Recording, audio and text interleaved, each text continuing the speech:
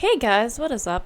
I'm doing a recording today, and this is for the YouTube channel push as we start trying to do that in transitioning from Twitch to YouTube. If you're a content creator, I'd like to help you today. And here's some tips and advice that I have learned while being a Twitch streamer. My main channel is still on Twitch. I plan on duo streaming until I can't any longer. And so, an eventuality, I probably will have to move to YouTube. I have decided to do a couple tutorials. It's been highly recommended that I do these.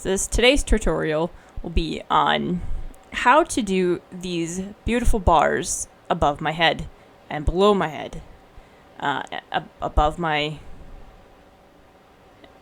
webcam, I should say, not my head, but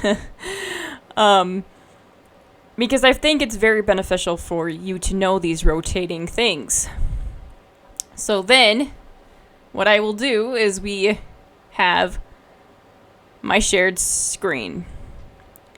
Your first step into doing your social rotator, we will start with that. You will go into Stream Elements, and it's www.streamelements.com. You'll log into your preferred service.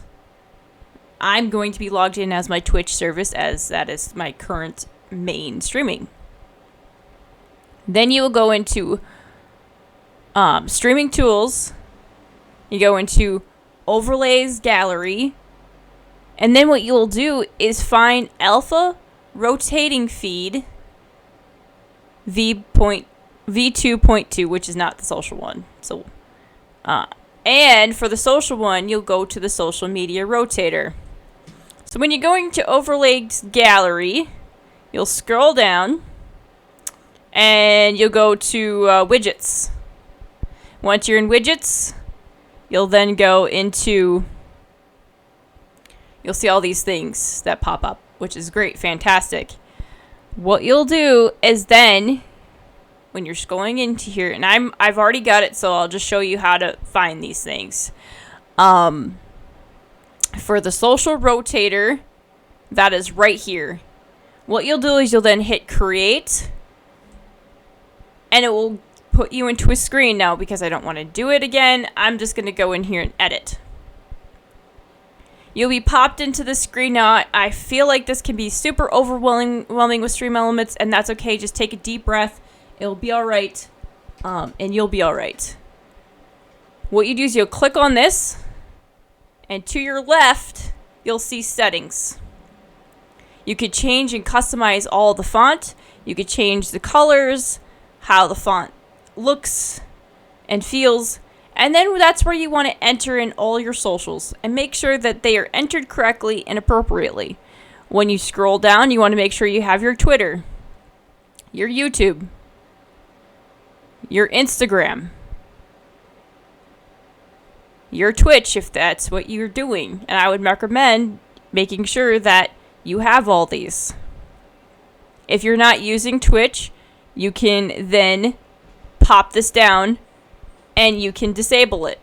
There's a few ways to do that. Or you could leave it blank and hit none instead of filling it at Goddess Gaming or whatever your channel's name is. That is how you would do that. This is just for your social rotator. Now, when you're doing this social rotator and you added all the stuff, this is where all of the names that you've put down in these social networking places will pop up. You then hit save, and then that's where you will use the streaming service that you prefer. I prefer OBS Studio because it takes less resources and less wear and tear on your computer. So that's what we'll do right now. I'll drag this over so you can see my monitor. It's going to look kind of crazy right now. But you'll go into OBS here, as you can see. You'll go and hit...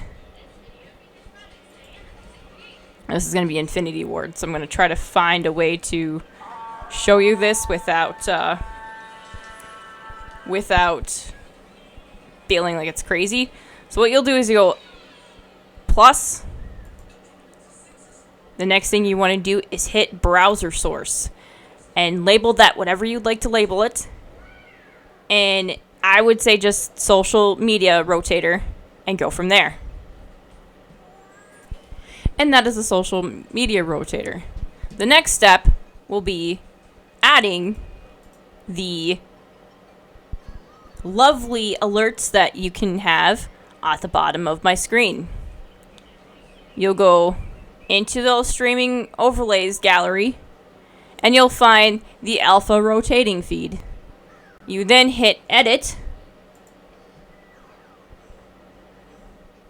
or create new overlay for you, and you'll click on this and it will show you all these things on what types of events that you would like to see rotating. Latest subscriber. Now, I highly suggest dropping down to the most latest subscriber or WeSub.